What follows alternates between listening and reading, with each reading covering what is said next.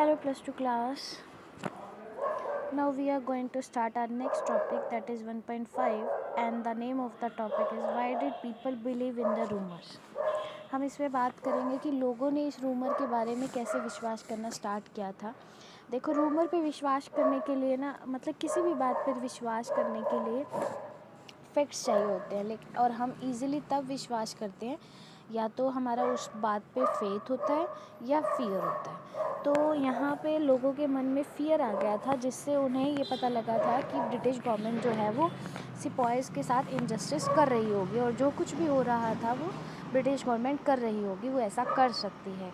क्या रीज़न्स थे, इसके बारे में बात कर लेते हैं। कहते हैं कि जो रूमर्स थे उनकी सेंस बनने लग गई थी। क्योंकि जो ब्रिटिश सरकार थी ना, उसने 1820s के लास्ट में कुछ ऐसे काम किए थे जिससे लोगों ने इसे सच मानना स्टार्ट कर दिया था। क्या हुआ था, जो लॉर्ड विलियम थे, जो उस टाइम पे गवर्नर जनरल थे, उन्होंने एक पॉलिसी पास की थी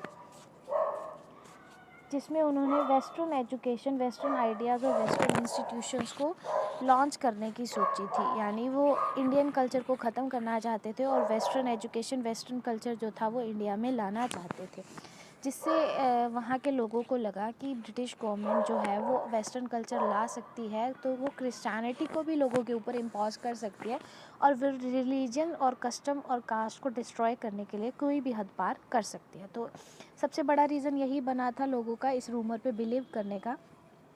सेकेंड क्या हुआ था, कहते हैं कि इंग्लिश मीडियम स्कूल्स बनाए गए थे, कॉलेजेस बनाए गए थे, सेटअप्स किए गए थे सेक्शन ऑफ आई सोसाइटी के अंडर, cooperation of sections of I society के अंदर।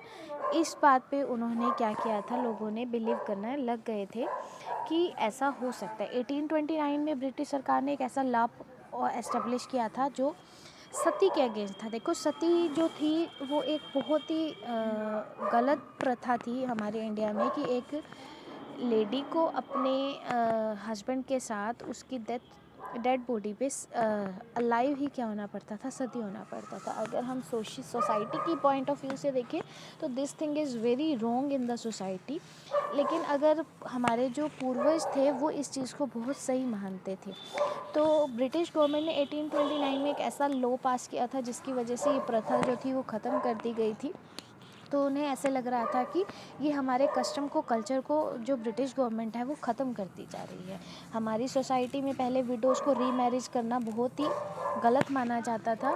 ब्रिटिश गवर्नमेंट ने ये चीज़ भी जो थी वो ख़त्म कर दी थी। उन्होंने कहा था कि जो विडो है वो रीमैरिज कर सकती है, this is the right thing for the society. लेकिन अगर हम इंडियन कल्चर की बात करें, जो लोगों की मेंटालिटी थी उस टाइम पे, तो वो उनके लिए ईज़िली एक्सेप्टेबल नहीं था। तो उन्होंने सोचा था कि ये हमारे कस्टम को, कल्चर को डिस्ट्रॉय कर रही है, तो वो रिलीजन को डिस्ट्रॉय करने के लिए काऊ पिग की फ्लैश की कोटिंग भी कर रही होगी। तो लोगों के लिए काफ़ी आसान हो गया था इस रूमर पे बिलीव करना। और ये कितना सच है कितना नहीं, इसके बारे में हमारे पास कोई रिपोर्ट भी नहीं है, क्योंकि हम ये जो सारे सोर्सेज पढ़ रहे हैं ये ब्रिटिश गवर्नमेंट के पॉइंट ऑफ व्यू से पढ़ रहे हैं।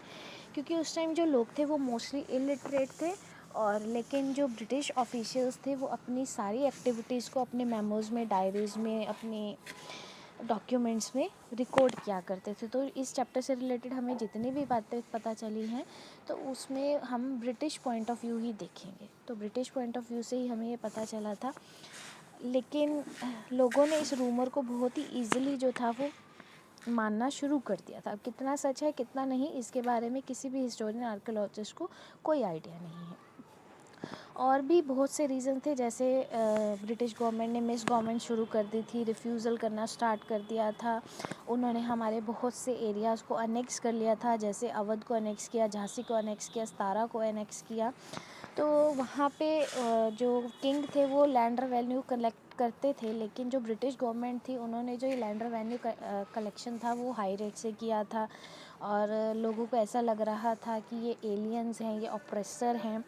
तो ये सारी बातें जब घुल मिल के एक साथ हो गई तो लोगों ने इन रूमर्स पे विश्वास करना ईज़िली, लोगों के लिए इन रूमर्स पे विश्वास करना ईज़िली हो गया था। उन्हें ऐसा लगा था कि जो ये हमारे किंग्स की जो रियासत है उसे ख़त्म करते जा रहे हैं, हमारे रिलीजन्स को ख़त्म करते जा रहे हैं, हमारी सारा सिस्टम जो हम पहले शुरू से चलता आया उस चीज़ को ख़त्म करते जा रहे हैं। तो जो ब्रिटिश गवर्नमेंट है वो वेस्टर्न कल्चर जो है वो इंडिया में लॉन्च करना चाहती है। तो वो लोगों के लिए काफ़ी आसान हो गया था इस रूमर पे बिलीव करना। आई होप बहुत ही ईजी टॉपिक है। 2-3 ही सिंपल से रीज़न है कि क्यों लोगों ने इस रूमर पे बिलीव करना स्टार्ट कर दिया था। तो सीधा सीधा यही रहेगा कि पहला वो वेस्टर्न कल्चर जो था इंडिया में लॉन्च करना चाहते थे, वेस्टर्न एजुकेशंस लाना चाहते थे, इंग्लिश मीडियम स्कूल्स यूनिवर्सिटीज़ वो उन्होंने लॉन्च की थी। जो हमारी पुरानी प्रथा थी उसे उन्होंने ख़त्म करना चाहा, जैसे सती हो गया, विडो की रीमैरिज वाला हो गया, जो सोसाइटी के पॉइंट ऑफ व्यू से काफ़ी सही चीज़ थी लेकिन लोगों के लिए ये एक्सेप्टेबल नहीं था।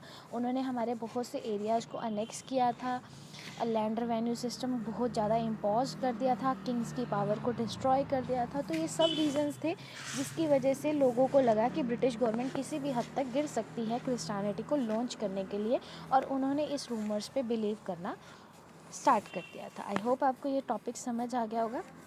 If you have any doubt regarding this topic, please let me know.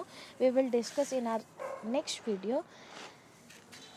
And don't forget to pray for everyone. See you soon. Till then, take care, everybody. Bye bye.